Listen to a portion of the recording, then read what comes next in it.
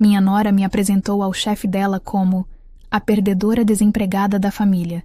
Isso não me afetou, pois quando a filha do chefe apareceu, ele disse para minha nora: "Você está demitida." "Chefe, quero que conheça a minha sogra, Aurora.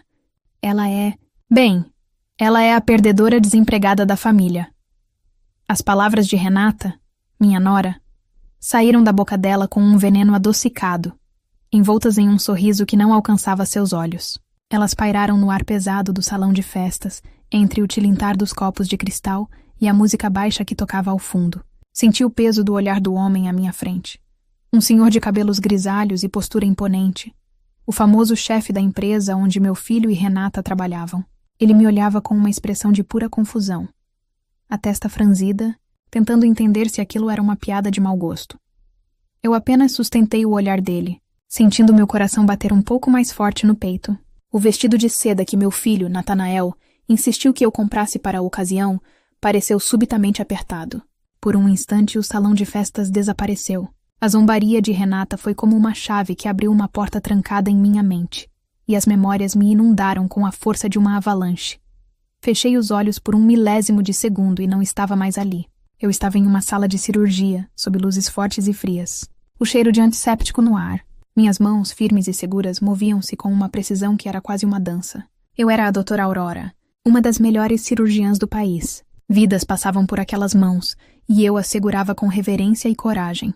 Lembro-me do peso de um coração batendo em minha palma durante um transplante complexo, da alegria silenciosa de ver um paciente acordar na UTI, da gratidão nos olhos de uma família. Eu não era uma simples médica. Eu era uma guardiã de esperanças, uma combatente na linha de frente contra a morte. Meu filho, Natanael, cresceu vendo essa mulher. Ele me via chegar em casa exausta, mas com um brilho de propósito nos olhos. Eu o criei sozinha, entre plantões intermináveis e congressos médicos. Cada sacrifício valeu a pena para dar a ele a melhor vida possível, para que ele se tornasse o homem bom e honrado que é hoje. Ele era meu maior orgulho, a cirurgia mais bem-sucedida da minha vida. Mas a vida, assim como uma cirurgia delicada, tem seus imprevistos. A memória seguinte veio com a mesma clareza, mas carregada de dor. A chuva na estrada, os faróis de um carro desgovernado, o som ensurdecedor de metal se contorcendo. O mundo girou e depois escureceu. Quando acordei no hospital, a primeira coisa que senti foi a dor lancinante nas minhas mãos. Os médicos, meus próprios colegas, vieram com olhares pesarosos. Danos severos nos nervos. Tremores irreversíveis, diziam eles. As palavras eram técnicas, mas o significado era brutalmente simples. Minhas mãos, as ferramentas da minha arte, da minha identidade, estavam arruinadas para sempre. A carreira pela qual eu havia dedicado minha vida inteira tinha acabado em uma fração de segundo, em uma curva molhada de uma estrada qualquer. O período que se seguiu foi o mais escuro da minha existência. Aposentadoria precoce. A mulher que passava 16 horas por dia em pé, salvando vidas, agora mal conseguia segurar uma xícara de chá sem derramar. A depressão me abraçou como um velho amigo indesejado. O silêncio da minha casa era um grito constante do que eu havia perdido. Foi quando Natanael interveio. "Mãe, por favor. Você cuidou de mim a vida inteira. Agora é a minha vez. Deixa eu cuidar de você." Ele me disse, seus olhos cheios de uma preocupação genuína que partia meu coração. "Vem morar comigo. Você não precisa mais trabalhar. Você já fez mais do que o suficiente. Descanse." Lutei contra a ideia. Eu não era um fardo, não queria ser um. Mas a solidão era esmagadora. E o amor do meu filho era a única luz em meio à escuridão. Relutantemente, eu aceitei.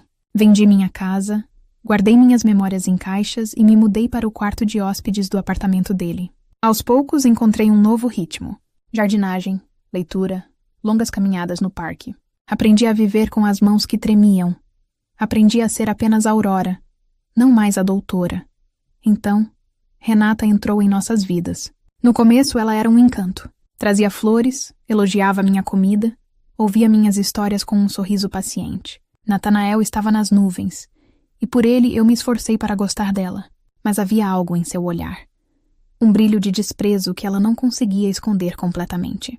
Eu via como ela me olhava quando eu estava cuidando das minhas plantas, como se visse uma figura inútil e preguiçosa. Eu ouvia o tom sutil de condescendência em sua voz, quando me perguntava como havia sido o meu dia agitado. Ela me via não como uma mulher que deu tudo de si e foi forçada a parar, mas como um peso morto que vivia às custas do filho dela. Eu nunca disse nada a Natanael. A felicidade dele era importante demais para mim. A voz de Renata me puxou de volta para a festa barulhenta. A perdedora desempregada da família. A frase ainda ecoava. Abri os olhos e encarei o chefe dela. Mantive minha coluna ereta, o queixo erguido. A humilhação queimava em meu peito como ácido, mas anos na sala de cirurgia me ensinaram a manter a calma sob a pressão mais extrema. Meus lábios se curvaram em um sorriso mínimo e educado. Eu não daria a ela a satisfação de me ver desmoronar. O chefe continuava a me encarar, sua expressão mudando de confusão para algo que parecia desconforto. Ele claramente não esperava aquela apresentação cruel e desnecessária. Renata, por sua vez, mantinha seu sorriso venenoso, visivelmente satisfeita com o constrangimento que havia criado, esperando que eu gaguejasse ou saísse correndo. Mas eu não fiz nenhum nem outro. Apenas esperei, sentindo o tempo se arrastar, naquele silêncio tenso que se formou ao nosso redor. Enquanto o silêncio se esticava naquele salão luxuoso, minha mente viajou de volta, não para o passado distante da minha carreira, mas para os últimos meses, desde que Renata havia entrado em nossas vidas. Lembro-me do dia em que Natanael a trouxe para casa pela primeira vez como se fosse ontem. Ele chegou flutuando, com um sorriso que iluminava todo o apartamento. Mãe, você não vai acreditar. Eu conheci alguém, e ela é perfeita. Quando Renata passou pela porta, entendi o fascínio do meu filho. Ela era bonita, articulada e trazia consigo um ar de ambição e confiança. Naquele primeiro jantar, ela foi a nora dos sonhos. Elogiou minha casa. Perguntou sobre minha carreira com um interesse que parecia genuíno. E o mais importante, olhava para Natanael com uma adoração que derreteria o coração de qualquer mãe. Naquela noite, quando fui dormir, senti uma pontada de esperança. Meu filho havia encontrado a felicidade, e talvez eu tivesse ganhado uma filha. Mas eu passei a vida diagnosticando pessoas, não apenas suas doenças, mas seus medos, suas mentiras, suas dores escondidas nos detalhes. E não demorou muito para que eu começasse a ver os sintomas da verdadeira natureza de Renata. Eram coisas pequenas, quase imperceptíveis. Um olhar que se demorava um segundo a mais em minhas mãos trêmulas quando eu tentava servir o café. Um suspiro de impaciência, quase inaudível, quando eu pedia para ela repetir algo que não tinha ouvido direito. Na frente de Natanael, ela era doçura e solicitude. Dona Aurora, deixe que eu levo isso para a senhora. Não se esforce. Mas assim que ele virava as costas, o sorriso dela murchava e seus olhos se tornavam frios e calculistas. Ela me via como um estorvo. Para ela, eu não era a mulher que havia criado o homem que ela amava, nem a cirurgiã brilhante que teve a carreira interrompida por uma tragédia. Eu era apenas a velhinha que não fazia nada o dia todo, que morava de favor e sujava a louça que ela teria que lavar. Certa vez eu a ouvi falando ao telefone com uma amiga na varanda, a voz baixa, pensando que eu não podia escutar. É complicado, sabe? Ter a mãe dele morando com a gente. É uma despesa extra, e zero de ajuda. Passa o dia inteiro cuidando das plantas. Francamente, que vida inútil. Cada palavra foi uma facada. Senti o ar me faltar, mas me mantive quieta no meu quarto. O que eu poderia fazer? Se eu contasse para Natanael, ele ficaria arrasado. Ele a amava com uma devoção cega, e confrontá-lo com a verdade apenas criaria um abismo entre nós. Ele poderia até mesmo não acreditar em mim, pensando que era ciúme ou implicância de sogra. Então eu engoli a dor. Pela felicidade do meu filho, eu me tornei uma atriz, representando o papel da sogra contente, que adorava a noiva dele. Quando eles anunciaram o noivado, eu o abracei com toda a força, desejando que ele fosse feliz, enquanto uma parte de mim gritava em silêncio. Abracei Renata também, sentindo a rigidez em seus ombros. Parabéns, minha querida, eu disse, e o sorriso que dei foi o mais convincente que consegui forjar. A ideia de ir à festa anual da empresa foi dela, é claro. Ela trouxe o assunto durante o jantar, algumas semanas antes do evento. Nate, estava pensando... A gente deveria levar sua mãe à festa este ano, disse ela, com aquele tom falsamente animado. Natanael se iluminou. Mãe, que ótima ideia! Você precisa sair, se divertir. Vai ser uma noite incrível. A festa mais importante do ano. Meu primeiro instinto foi recusar. Eu não tinha mais roupas para eventos assim, nem a disposição para socializar em um ambiente cheio de estranhos. Ah, meu filho, não sei. Festas não são mais para mim. Prefiro ficar em casa, tranquila. Renata não desistiu. Ela colocou a mão sobre a minha e o toque era frio como gelo. Que isso, dona Aurora? A senhora tem que ir. Eu faço questão. Quero que todos os meus colegas e principalmente meu chefe conheçam a mãe maravilhosa do meu noivo. Quero me exibir.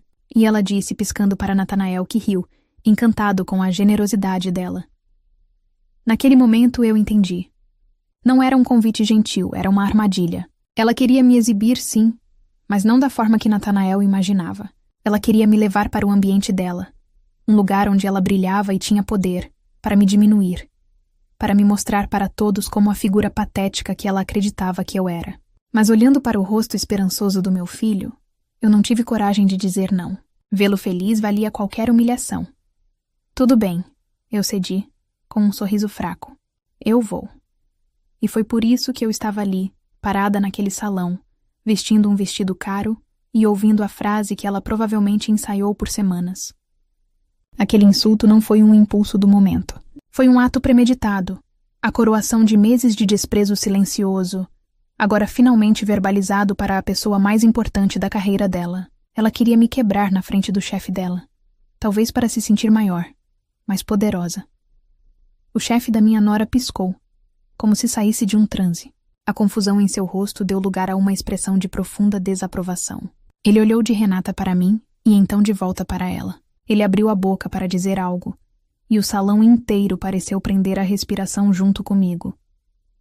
O chefe de Renata, o homem cujo olhar confuso agora se transformara em uma máscara de frieza, finalmente falou. Sua voz não era alta, mas cortou o ar como uma lâmina afiada, fazendo com que até mesmo as pessoas nos grupos mais próximos se calassem para ouvir.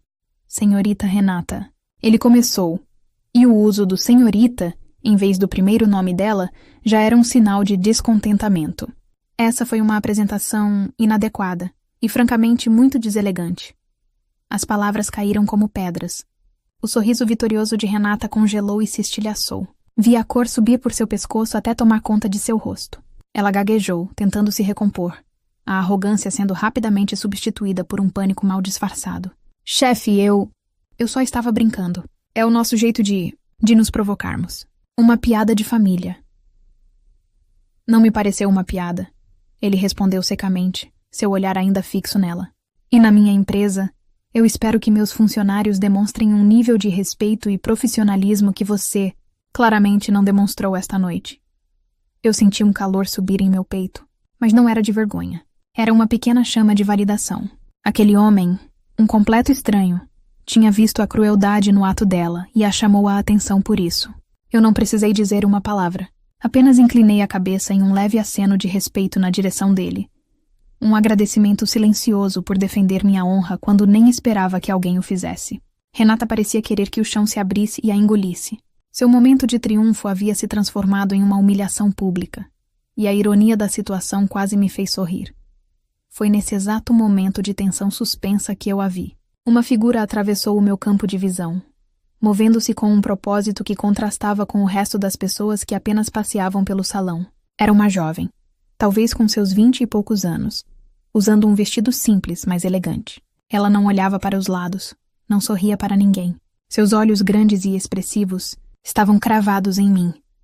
Ela se aproximava, e a cada passo que dava, eu sentia uma estranha sensação de familiaridade, embora tivesse certeza de que nunca a tinha visto na vida. A multidão parecia se abrir para ela. Renata, ainda se recuperando da reprimenda, notou a aproximação e pareceu irritada pela interrupção. O chefe dela, no entanto, virou-se e sua expressão severa se suavizou instantaneamente. Júlia, o que você está fazendo aqui? Pensei que não viria, ele disse, com um tom de surpresa e carinho na voz. Renata viu ali uma oportunidade de ouro para mudar de assunto e recuperar o controle. Chefe, essa é a sua filha? Que prazer em conhecê-la. Eu sou Renata. Trabalho com seu pai, disse ela, estendendo a mão com o sorriso mais falso que eu já tinha visto. Mas a jovem, Júlia, a ignorou completamente. Ela passou por Renata como se ela fosse invisível e parou a menos de 1 metro de mim. Seus olhos estavam fixos em meu rosto, e agora eu podia ver que eles estavam cheios de lágrimas. Sua boca se abriu e fechou algumas vezes, como se ela não conseguisse encontrar as palavras. Eu fiquei imóvel, completamente confusa. Quem era aquela garota? E por que ela me olhava daquele jeito? Com uma mistura de reverência e alívio tão profundos que era quase palpável. Meu coração, que tinha se acalmado, voltou a bater forte, mas desta vez não era por medo ou humilhação. Era por antecipação, por um mistério que estava prestes a se desvendar bem na minha frente. Não pode ser.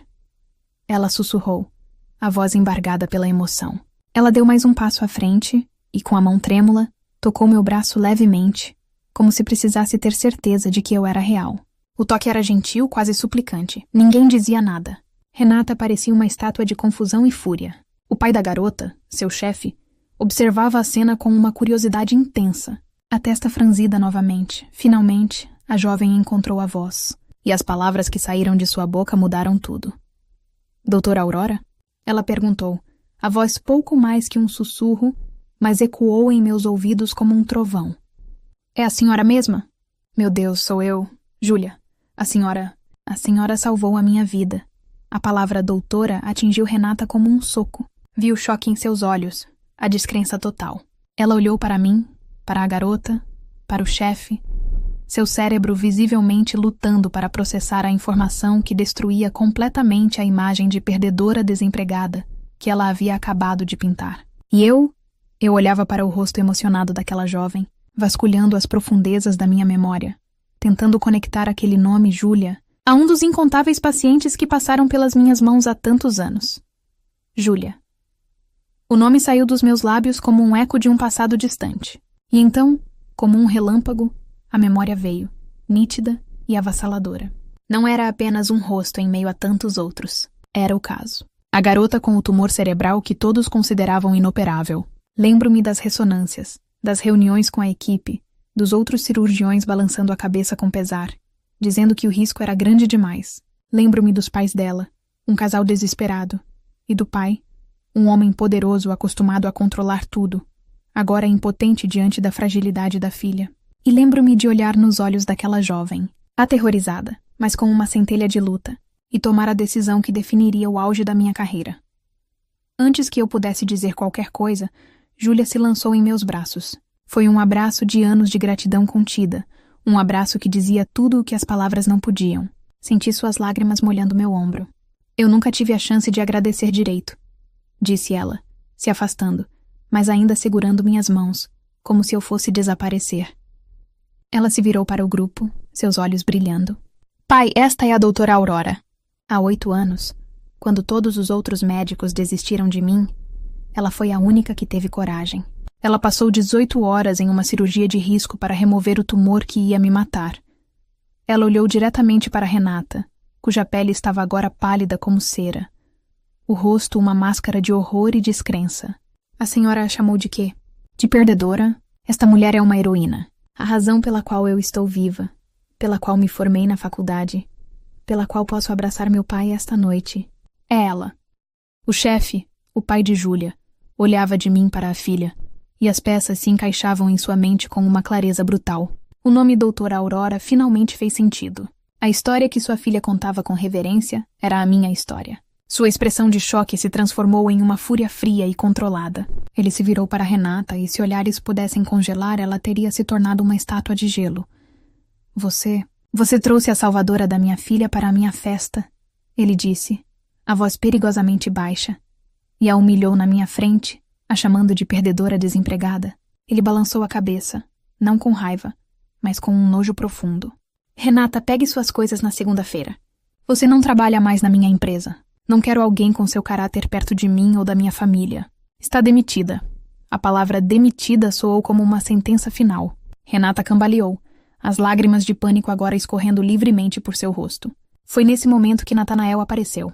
Ele devia estar do outro lado do salão e, vendo a comoção, veio correndo, o rosto marcado pela preocupação. O que está acontecendo? Renata, meu amor, por que você está chorando? Ele perguntou, indo direto para o lado dela, o instinto protetor falando mais alto. Renata tentou se agarrar a ele, a sua última tábua de salvação. Nate, ele me demitiu. Por causa de uma brincadeira? Diga a ele.